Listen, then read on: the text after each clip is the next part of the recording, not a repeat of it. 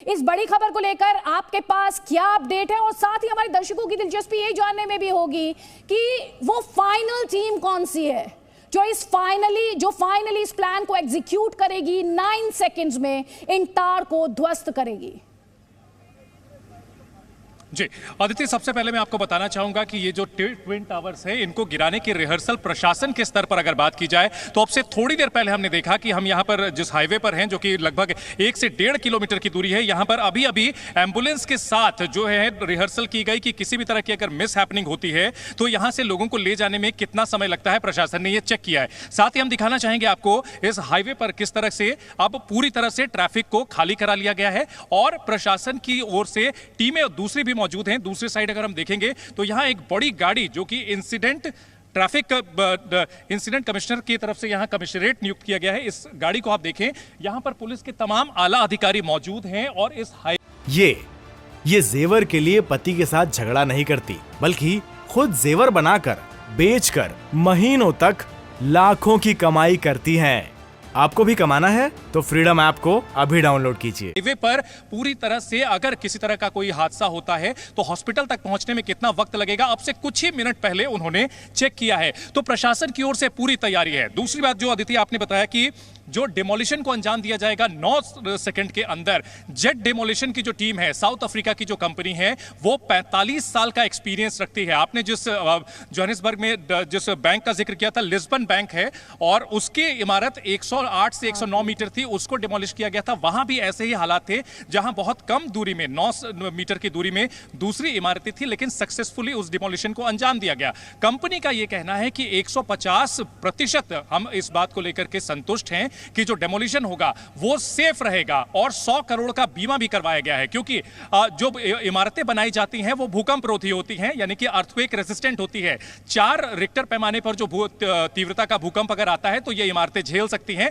और जो ये अभी इमारतें गिरेंगी 2:30 बजे तो उसके अंदर रहेगा, वो 4 की तीव्रता के अंदर रहेगा, लेकिन फिर भी जो इमारतों को नुकसान थोड़ा बहुत हो सकता है, हल्की फुल्की दरारें आ सकती हैं, ऐसी आशंका जताई जा रही है। शीशे चटक सकते हैं। इससे पहले आपको बता दें, जो पिलर्स होते हैं, पिलर्स की स्ट्रेंथ जांची गई थी और सुपरटेक ने उन पिलर्स की स्ट्रेंथ में कुछ कमियां पाई थी, टेक्निकल कमेटी ने। तो सुपरटेक जो बिल्डर है जो कि क्वेश्चन के घेरे में है, उन्होंने उस बिल्डर को उस पिलर्स को मजबूत किया था और उसके बाद तैयारियां पूरी कर ली गई हैं। अगर बात की जाए, काउंटडाउन शुरू हो चुका है। अब से ठीक 6 घंटे के बाद यह इमारत गिराई जाएगी। एक्सप्रेस वे को 45 मिनट के करीब के लिए बंद किया जाएगा। साथ ही साथ हवा में 1 नॉटिकल माइल जो कि 1.8 किलोमीटर होता है, उस दौरान कोई भी एयर स्पेस नहीं हो सकेगा। हॉस्पिटल्स को अलर्ट पर रखा गया है। जो रेसिडेंट्स हैं, न सिर्फ आसपास की सोसाइटी बल्कि पास में गेझा गांव है, वहां के लोग भी हट चुके हैं। खास तौर पे जो इमारतें, जो ये सेक्टर 93A का इलाका है अदिति, बहुत पॉश इलाका माना जाता है। एक फ्लैट की कीमत करोड़ों में यहां बताई जाती है। तो लोग जो है, कई लोग छुट्टियों पे चले गए हैं, कई लोग अपने रिश्तेदारों के यहां चले गए हैं, कई लोगों को आसपास बने शेल्टर्स में शिफ्ट किया गया है। और प्रशासन की तरफ से लगभग अगर बात की जाए तो अलग अलग टीमों को मिलाकर लगभग 1000 जवानों की तैनाती की गई है। इसमें अकेले जो पुलिस वाले हैं वो 550 के करीब हैं। साथ ही साथ जो SDRF की टीम को बुलाया गया है। इसके अलावा और जो अलग अलग कमिश्नरेट जो है यहाँ पर ये कर रहा है कि कोऑर्डिनेट कर रहा है, किसी भी तरह का हादसा अगर होता है तो उसके लिए क्विक रिस्पांस टीम भी जो है तैनात की गई है। तो तैयारी पूरी है, लेकिन अपने आप में बहुत ही चैलेंजिंग है। 103 मीटर्स ऊंचे ये टार हैं और जैसा कि हम आपको बता रहे हैं, साउथ अफ्रीकन कंपनी जिसके एक्सपर्ट्स इस बड़े प्लान में इन्वॉल्व हैं, जिन पर ये एग्जीक्यूशन का दारोमदार है, वो इससे पहले जोहानिसबर्ग में 108 मीटर्स के एक बैंक को ध्वस्त कर चुके हैं। और साथ ही आपके लिए जानना भी इंटरेस्टिंग होगा, अगर इंडिया के कॉन्टेक्स्ट में बात की जाए तो इससे पहले 68 मीटर्स की बिल्डिंग को केरला में धराशायी किया गया था। और अगर वर्ल्ड रिकॉर्ड के लिहाज से बात की जाए तो 168 मीटर्स की बिल्डिंग जो थी उसे UAE में धराशायी किया गया था। तो आप समझ लीजिए, आज ये जो डेमोलिशन है, कंट्रोल डेमोलिशन है, ये अपने आप में कितना चुनौतीपूर्ण है और कितना अनप्रेसिडेंटेड भी ये भारत के लिहाज से है। मेरे कई सहयोगी साथ में हैं क्योंकि ये अपने आप में अभूतपूर्व है, इसलिए जी न्यूज ने भी कोशिश की है कि इस अभूतपूर्व इवेंट से पहले आपसे कोई भी इंफॉर्मेशन छूटे नहीं। पयोधी भी हमारे साथ है। पयोधी, आप जहां पर खड़ी हैं वहां पर किस तरह की तस्वीरें हैं, और साथ ही हम ट्रैफिक को लेकर भी किस तरह के डाइवर्जन्स हैं उनके बारे में इंफॉर्मेशन दी जा रही है, और ये जो पूरा डेमोलिशन का प्लान है उन 9 सेकेंड्स के बारे में हमारे दर्शक जरूर जानना चाहेंगे। Waterfall technique, control demolition plan, क्या इंफॉर्मेशन है आपके पास?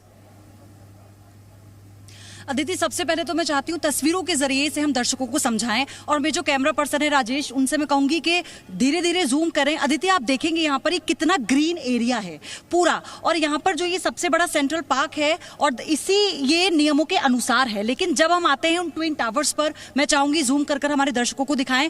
अदिति, लड़ाई किस चीज की है आप इससे ऐसे समझिए कि आप देखिए इनके एक तरफ तो ATS विलेज आपको नजर आएगी जिस पर कपड़ा ढका हुआ है, फाइबर जैसे शीट हम कहते हैं, और दूसरी तरफ है एमरोल्ड, उस पर भी फाइबर शीट्स हैं। यहां पर लड़ाई इस बात की थी कि जो एरिया है ग्रीन एरिया इन दोनों के बीच का, उस पर गलत तरीके से भ्रष्टाचार कर ऑन पेपर यानी उसको छिपाकर ये ट्विन टावर खड़े किए गए। यहां पर लोगों का यह कहना था कि देखिए जब हम अपनी खिड़की खोलते हैं तो हमें हरियाली नजर नहीं आती, जो मानकों के अनुसार थी, जो नक्शे में थी। उसके बाद से जब धीरे धीरे ये इमारत इतनी लंबी खड़ी हो जाती है कि जो पूरा व्यू था लोगों का वो नजर नहीं आता, उसके बाद ये विरोध शुरू हुआ। और सबसे पहले मैं आपको बताऊं अदिति कि जब यहाँ की सोसाइटी के जो लोग हैं वो अथॉरिटी जाते हैं, नोएडा अथॉरिटी, और साथ ही बिल्डर के सामने वो ये कहते हैं कि आप बताइए कि नक्शे में ये जो बदलाव किया गया ये किस लिए किया गया, किस बिना पर किया गया, और इस पर किसके साइन है, जिसको अथॉरिटी ने नहीं दिखाया। यहीं से ये लड़ाई लंबी शुरू होती है और फिर जाके इलाहाबाद हाईकोर्ट से सुप्रीम कोर्ट तक पहुंचती है। बहरहाल अदिति, अगर आप देखेंगी आप समझ पाएंगी कि कैसे लोगों ने यहाँ पर डस्ट से बचने के लिए अपने घरों को पहले से ही, प्लास्टिक शीट्स भी हैं, उसके बगल वाली बिल्डिंग में आप देखेंगे ऑरेंज कलर की है, येलो कलर की है, ये जो प्लास्टिक शीट्स हैं इनसे ढका हुआ है, पूरी बालकनी को कवर कर लिया है। और ये जो दोनों बिल्डिंग आप इसके ट्विन टावर्स के बगल में देख रही हैं, ATS विलेज है अदिति, जिसको पूरी तरह से इस फाइबर शीट से ढका गया है। और मैं आपको ये भी बता दूं कि इंस्पेक्शन का जो समय रखा गया है, क्योंकि कहा जा रहा है कि 11 से 12 बजे के बीच में पूरी तरह से ये जो सोसाइटी है उसे खाली करा लिया जाएगा। और हम लगातार जब आए थे तो हम देख रहे थे कि लोगों का जाना यहां से शुरू हो गया था। लोगों के चेहरे पे मायूसी भी थी अदिति, हम डर भी देख रहे थे, क्योंकि जब वो बात कर रहे थे तो उनके चेहरे पर ही नजर आ रहा था कि क्या उनका घर सेफ रहेगा। क्योंकि अभी हम टेक्निकलिटी की भी कितनी भी बात कर रही थी, लोगों ने इसमें इन्वेस्ट किया है, अपनी जमा पूंजी इन्वेस्ट की है, उनका आशियाना है यहाँ पर। जब उन्होंने घर खरीदा होगा तो उनके कितने सपने होंगे, कितना अरमान होगा, उनका पूरा परिवार यहाँ पर रहता है। तो ये लोगों की चिंता जायज है। देखिए, तो इसी को लेकर यहाँ पर जो फिर जब ये खाली हो जाएगा तो आखिर में इंस्पेक्शन टीम आएगी दोनों ही कंपनीज की, जिनका हम जिक्र बार बार कर रहे थे, आप जिनके बारे में बता रही थी, और वो इंस्पेक्शन करेंगे। साथ ही ब्लैक बॉक्सेस के बारे में भी इंस्पेक्शन होगा, क्योंकि जिन 10 ब्लैक बॉक्सेस को रखा गया है उनका जो एरिया है उसे भी देखा जाएगा कि क्या वो सही जगह पर रखे गए हैं, जिस तरह से तय किया गया था, क्या वो वहां पर रखे गए हैं। तो इस तरह की पूरी तैयारियां की जा चुकी हैं, और बस अब काउंटडाउन शुरू होगा, और फिर हम देखेंगे कि जो अब इन तस्वीरों में ये ट्विन टावर्स नजर आ रहे हैं, देखते ही देखते एक झरने की तरह से ये जमींदोज हो जाएंगे। तो होल किए गए करीब 10,000 होल की बात की जा रही है, जिनसे ये वाटरफॉल टेक्निक, जिसके बारे में आप बार बार जिक्र सुन रहे हैं, हम आपसे बार बार कह रहे हैं, उन छेदों के माध्यम से, वो जो होल्स किए गए हैं उनके माध्यम से इस इमारत को ध्वस्त किया जाएगा। मेरे कई सहयोगी लगातार हमारे साथ है, लेकिन हम चाहेंगे जब आप ये बड़ी कवरेज लगातार जी न्यूज पर देख रहे हैं तो हम आपको समझाने की कोशिश कर रहे हैं, आप बार बार क्यों सुन रहे हैं कि 103 मीटर्स 103 मीटर की हाइट है इन टावर्स की।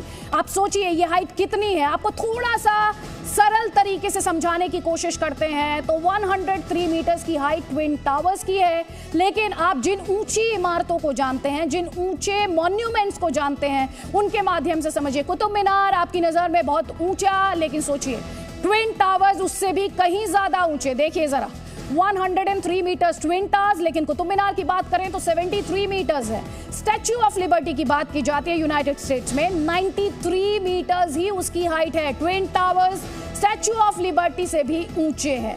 पीसा की मीनार की बात की जाए तो आप देख लीजिए 57 मीटर्स पीसा की मीनार की ऊंचाई है, जबकि ट्विन टावर्स एक बार फिर से दोहराते हुए 103 मीटर। स्टैच्यू ऑफ यूनिटी जाहिर तौर पर भारी पड़ती है इन ट्विन टावर्स पर 182 मीटर्स के साथ। लेकिन आप सोचिए अब जरा यहाँ पर जिन बड़े मॉन्यूमेंट्स को आप जानते हैं उनकी हाइट के मुकाबले, उनमें से कुछ मॉन्यूमेंट्स की हाइट के मुकाबले ये ट्विन टावर्स कितने ऊंचे हैं। ऐसे में जब इन्हें ध्वस्त करने की बात की जा रही है, इन्हें धराशायी करने की बात की जा रही है, तो कितना बड़ा चैलेंज इसमें जो टीम है जिसे इसे अंजाम देना है उस टीम के सामने होगा।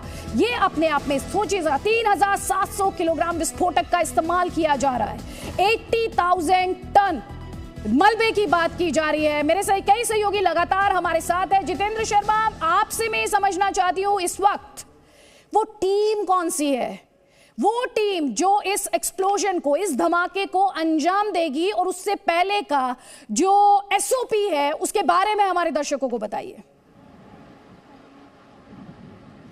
आदित्य, मैं आपको ये दिखाता हूँ, ये जो ट्विन टावर्स है इसी के सबसे ऊपर आपको दो नाम लिखे हुए दिखाई देंगे, एडिफिस इंजीनियरिंग और जेट डेमोलिशन।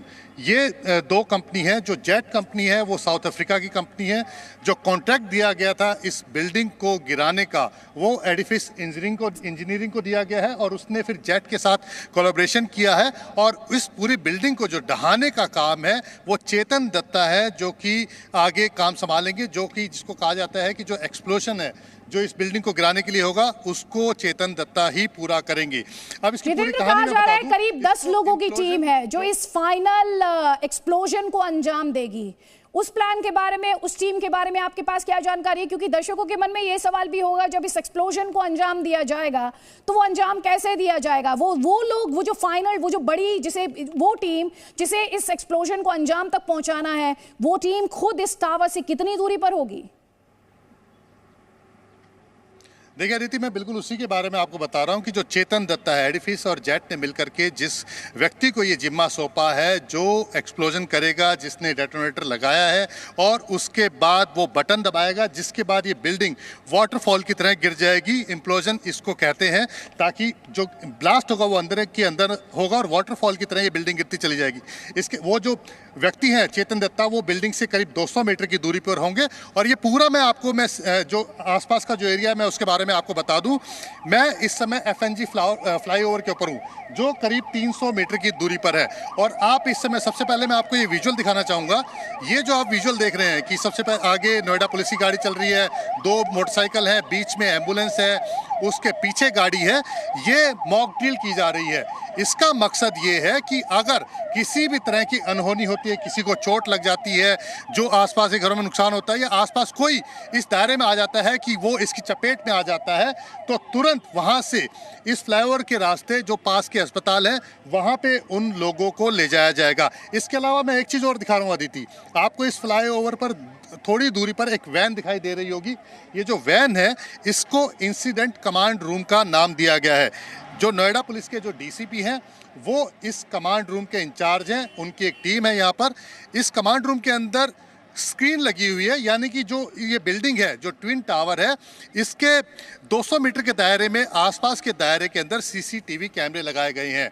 यानी कि जब 2:30 बजे ब्लास्ट करने का वक्त होगा उससे पहले ये जो इंसिडेंट कमांड रूम है उन कैमरों की मदद से जो ब्लास्ट करने वाली टीम है उसको ओके सिग्नल भेजेगी कि इस ट्विन टावर के आसपास कोई भी व्यक्ति या जानवर मौजूद नहीं है। यानी कि ब्लास्ट करने के लिए जो नोट जो दी जाएगी वो इसी इंसिडेंट कमांड रूम से दी जाएगी। DCP जब ओके करेंगे उसके बाद चेतन दत्ता जो कि नियुक्त किए गए हैं ब्लास्ट करने के लिए, वो अपनी टीम के साथ एक बॉक्स होता है जिसको जब घुमाया जाता है तब उसके अंदर लाल रंग का एक फ्यूज होता है, जब वो ब्लिंक करना शुरू कर देता है उसके बाद उसी के अंदर एक हरे रंग का बटन होता है। उस बटन को प्रेस करने के बाद इस ट्विन टावर के अंदर एक्सप्लोजन स्टार्ट हो जाएगा। जो एक्सप्लोजन किया जा रहा है वो इम्प्लोजन टेक्निक का इस्तेमाल किया जा रहा है। 3 तरह की टेक्निक इस्तेमाल की जाती है। ज़्यादातर या तो डायमंड कट होता है, या रोबोट टेक्निक से होता है, या फिर इम्प्लोजन होता है। पहले वाली दोनों टेक्निक का इस्तेमाल इसलिए नहीं किया जा रहा क्योंकि उससे वक्त ज़्यादा लगता है। 2 साल के करीब डायमंड कट में लगता है, रोबोट में भी टेक्निक का भी इस्तेमाल करके करीब 1.5 से 2 साल का लगता है। उसमें काफ़ी खर्चा भी आता है। उसमें हालांकि शोर बहुत ज़्यादा होता है, उसमें किसी लोगों को निकालने की ज़रूरत नहीं होती। जो तीसरी तकनीक है इम्प्लोजन, जिसका इस्तेमाल भारत में किया जा रहा है, इन दोनों ट्विन टावर को गिराने के लिए किया जा रहा है।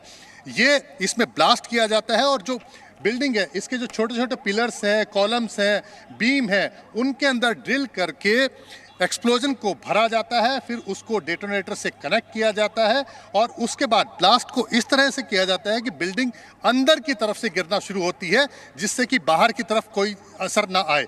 जब बिल्डिंग गिरेगी, वाटरफॉल की तरह आप इसको कह सकते हैं, जैसे पानी का झरना ऊपर से बहता है, वैसे ही ये बिल्डिंग नीचे गिरती चली जाएगी।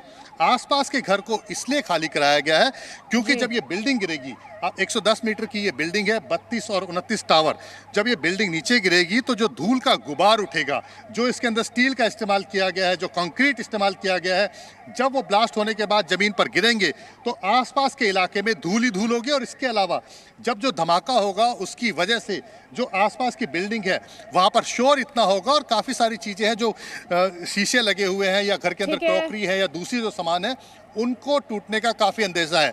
और यही वजह है कि जान माल की सलामती के लिए सब लोगों को यहाँ से निकाल दिया गया है और सभी लोगों को दूर रहने के लिए कहा गया है। इसके अलावा एक चीज़ और मैं दिखाता हूँ दीदी, ये जो सामने आप नीले रंग की बिल्डिंग देख रहे हैं, यहाँ पर जो एडमिनिस्ट्रेशन के लोग हैं, जो नोएडा अथॉरिटी के लोग हैं, पुलिस के जो लोग हैं, जो इस पूरे ट्विन टावर को ब्लास्ट करने से जुड़े हुए अधिकारी लोग जो लोग हैं, वो वहाँ पर बैठ करके इस पूरी प्रक्रिया को देखेंगे। तो आप देख सकते हैं कि उस नीली बिल्डिंग पर बैठ करके इस ट्विन टावर को कैसे गिराया जा रहा है, कितने समय में लगता है, जो पूरी जो तकनीक है उसको वहाँ से देखेंगे और उसके बाद वो बताएंगे कि सारी चीज़ ओके है। और उसके बाद ये उस दौरान ये जो पूरा जो रास्ता है, ये रास्ता हालांकि सवेरे 7 बजे से जो आसपास का जो रास्ता है उसको पूरा बंद कर दिया गया है, लेकिन इस FNG फ्लाईओवर के नीचे नोएडा ग्रेटर नोएडा एक्सप्रेसवे है, फिलहाल उसको बंद नहीं किया गया है, सर्विस लेन को बंद किया गया है। लेकिन जब एक्सप्लोजन होगा 2:30 बजे, उससे पहले 2:15 बजे ग्रेटर नोएडा एक्सप्रेसवे को बंद कर दिया जाएगा। एयर स्पेस है जो इस बिल्डिंग के आसपास है, उसको बंद कर दिया लगातार दिखा रहे हैं, पहुंचा रहे हैं। ब्रह्म प्रकाश दुबे भी हमारे साथ हैं, प्रमोद शर्मा भी हमारे साथ हैं। प्रमोद शर्मा, आप जहां पर खड़े हैं वहां से इस ट्विन टावर की कौन सी तस्वीर आप हमारे दर्शकों तक पहुंचा सकते हैं और क्या इन्फॉर्मेशन है आपके पास, बताइए हमारे दर्शकों को। बिल्कुल अदिति, अगर मैं आपको दिखाऊं तो ये ट्विन टावर के दोनों ही टावर 16 और 17 दोनों को आप देख सकते हैं और सामने ही ATS विलेज जो बहुत ही करीब है इन दोनों ट्विन टावर के, उस बिल्डिंग को आप देख सकते हैं। बिल्कुल नोएडा एक्सप्रेसवे से बिल्कुल लगते हुए ये टावर है, जिन्हें कि फाइबर शीट से कवर किया गया है और उसके ऊपर जो है एडिफिस और जेट जो कंपनी इसको पूरा जो एक्सप्लोजन होगा डेमोलिश करने का जिनको कॉन्ट्रैक्ट दिया है वो करेंगे। और जैसा कि बताया गया था कि माइक्रो मिली सेकेंड यानी कि 2:30 बजते ही जब बटन दबाया जाएगा तो एक के बाद एक नीचे से ऊपर की तरफ जो है वो ब्लास्ट होंगे, जिसमें माइक्रो मिली सेकेंड का अंतराल होगा और करीब 12 सेकेंड के अंदर जो बताया जा रहा है कि पूरी बिल्डिंग जो है वो वाटरफॉल की तरह यानी झरने की तरह नीचे गिर जाएगी और उसके बाद करीब आधे घंटे तक यहाँ पर धूल का गुबार ही होगा। आसपास के पूरे इलाके में धूल फैल जाएगी, जिसको कंट्रोल करने के लिए एंटी स्मोक गन जो है वो यहाँ पर लगाई हुई है अथॉरिटी ने। तो आप ये साइड जो है वो व्यू आप देख सकते हैं कि किस तरीके से जो है ये पूरा फैला हुआ है और जो बाकी ATS विलेज और सुपरटेक एमरलेट कोर्ट है उनसे कितनी ऊंचाई यानी करीब 103 मीटर की ये बिल्डिंग है। जब इसे गिराया जाएगा उससे पहले जो सबसे बड़ी चिंता है, एक तरफ तो टावर को ध्वस्त करने को लेकर चिंता है कि वो प्लान के अकॉर्डिंगली हो और किसी तरह का उसमें डेविएशन ना होने पाए, और दूसरी जो चिंता है वो जो आसपास की रेजिडेंशियल बिल्डिंग्स हैं उन्हें लेकर। और इसीलिए जो दर्शक हमारे इस ब्रॉडकास्ट को देख रहे हैं, बार बार आपको स्पष्ट करते हुए जो मेरे सहयोगी आप तक लगातार तस्वीरें पहुंचा रहे हैं, आप उसमें एक स्पेशल क्लॉथ देख रहे हैं। उस कपड़े का एक काम है, उस कपड़े का काम है जो मलबे से डस्ट पेनिट्रेशन ना होने पाए, जो मलबे से डस्ट जनरेट होगी उसका पेनिट्रेशन ना होने पाए, उसे देखते हुए स्पेशल क्लॉथ का इस्तेमाल किया जा रहा है। ब्रह्म प्रकाश दुबे भी हमारे साथ है। ब्रह्म प्रकाश दुबे, फिनिशिंग टच दिया जा रहा है वहां पर तैयारियों को, आपके पास किस तरह की तस्वीरें हैं? ट्रैफिक डाइवर्ट किया गया है, टीमें तैयार हैं, जो रेजिडेंट्स हैं उन्हें मूव किया गया है, एहतियातन जो भी कदम उठाए जा सकते हैं वो उठाए गए हैं। आपके पास क्या इंफॉर्मेशन है? बिल्कुल अदिति, देखिए हम तस्वीरों के साथ आपको दिखाते हैं कि तैयारियां इस जगह पर किस तरह से की गई हैं। सबसे पहले हम आपको बता दें कि मेरे सामने जो कैमरा पर्सन आपको तस्वीरें दिखा रहे हैं, टावर के दूसरी बिल्कुल सामने ये नोएडा, ग्रेटर नोएडा एक्सप्रेसवे है और इसके ठीक दूसरी तरफ, जिस तरफ मैं खड़ा हूँ, ये सर्विस लेन है जहाँ पर पुलिस ने बैरिकेटिंग की है और ट्रैफिक पुलिसकर्मियों का कहना है कि जैसे ही उनको आदेश मिलेगा वो इस रास्ते को बंद कर देंगे। यानी एक्सप्रेसवे तो बंद होगा ही, साथ में उसकी जो सर्विस लेन है, जो रोड है, वो भी बंद कर दिया जाएगा उस वक्त जब ब्लास्ट किया जाएगा। अब इसके साथ ही हम दूसरी तरफ की तस्वीरें बताएं कि लोगों को जिससे दिक्कत ना हो, कि लोग जब फिल्म सिटी की तरफ से महामाया फ्लाईओवर की तरफ से अगर ग्रेटर नोएडा की तरफ आप आते हैं तो ये जो एक्सप्रेसवे बंद होगा, सर्विस रोड बंद होगा, लेकिन दूसरा ऑप्शन लोगों के लिए रहेगा कि दूसरा जो डबल रोड है आने जाने का, ये वहीं से, यानी जहां पर मेट्रो स्टेशन है महामाया फ्लाईओवर के पास, वहां से इस डबल रोड के जरिए वो सीधे आगे तक आ सकते हैं। ये एक रास्ता है, यानी जिस दौरान यदि ग्रेटर नोएडा एक्सप्रेसवे बंद रहेगा, सर्विस रोड बंद रहेगा, तो दूसरा ये ऑप्शन रहेगा, इस रास्ते से लोग आ जा सकेंगे। सबसे महत्वपूर्ण बात यह है कि इस बिल्डिंग के चारों तरफ देखिए पुलिस ने सुरक्षा इंतजाम तो पहले से किए हैं, ट्रैफिक डाइवर्जन के इंतजाम किए हैं, लेकिन ट्रैफिक पुलिसकर्मियों का कहना है कि उन्होंने जगह जगह बैरिकेड्स लगाए हैं, लेकिन ट्रैफिक उसी वक्त रोका जाएगा जैसे ही उनको आदेश मिलेंगे। ये जेवर के लिए पति के साथ झगड़ा नहीं करती, बल्कि खुद जेवर बनाकर, बेचकर महीनों तक लाखों की कमाई करती हैं। आपको भी कमाना है तो फ्रीडम ऐप को अभी डाउनलोड कीजिए।